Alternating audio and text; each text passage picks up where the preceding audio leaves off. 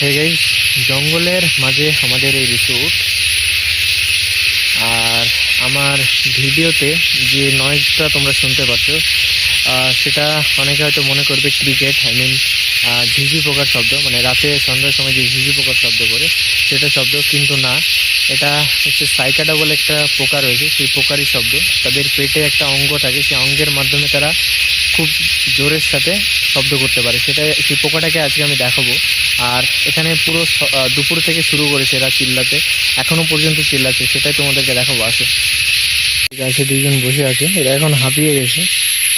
খুব একটা কাছে যাওয়া যাবে না, খুব একটা কাছে গেলে পালিয়ে যাবে। তো ব্যাক ক্যামেরায় দেখাচ্ছি তোমাদেরকে।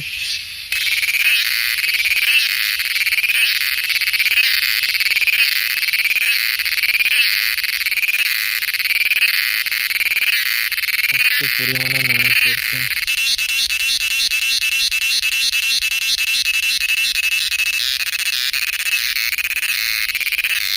ভাই সাপ। পিছনে এই গাছটাই রয়েছে, এই যে এই গাছটাই রয়েছে। তো এতটা পরিমাণে নয়েজ করছে ভাই, কি বলবো। এখন একটু কম হয়েছে, কিছুক্ষণ আগে ভাই সব পুরা, মানে প্রতিটা এরকম প্রতিটা গাছ আছে, বড় বড় গাছ আছে, প্রতিটা গাছে ওরা বসে থাকবে আর এরকম চিল্লাবে। খুবই বিরক্তকর। ঠিক আছে ভাই। হে গাইস, জঙ্গলের মাঝে আমাদের এই রিসোর্ট। আর আমার ভিডিওতে যে নয়েজটা তোমরা শুনতে পাচ্ছ, সেটা অনেকে হয়তো মনে করবে ক্রিকেট, ঝিঝি পোকার শব্দ, মানে রাতে সন্ধ্যার সময় যে ঝিঝি পোকার শব্দ করে সেটা শব্দ, কিন্তু না, এটা হচ্ছে সাইকাডা বলে একটা পোকা রয়েছে, সেই পোকারই শব্দ। তাদের পেটে একটা অঙ্গ থাকে, সেই অঙ্গের মাধ্যমে তারা খুব জোরের সাথে শব্দ করতে পারে। সেই পোকাটাকে আজকে আমি দেখাবো। আর এখানে পুরো দুপুর থেকে শুরু করেছে এরা চিল্লাতে, এখনো পর্যন্ত চিল্লাচ্ছে, সেটাই তোমাদেরকে দেখাবো। আসো। গাছে দুইজন বসে আছে, এরা এখন হাঁপিয়ে গেছে। খুব একটা কাছে যাওয়া যাবে না, খুব একটা কাছে গেলে পালিয়ে যাবে।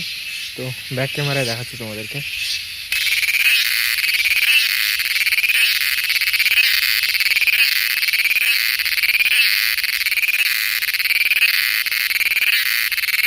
পরিমাণে নয়েজ করছে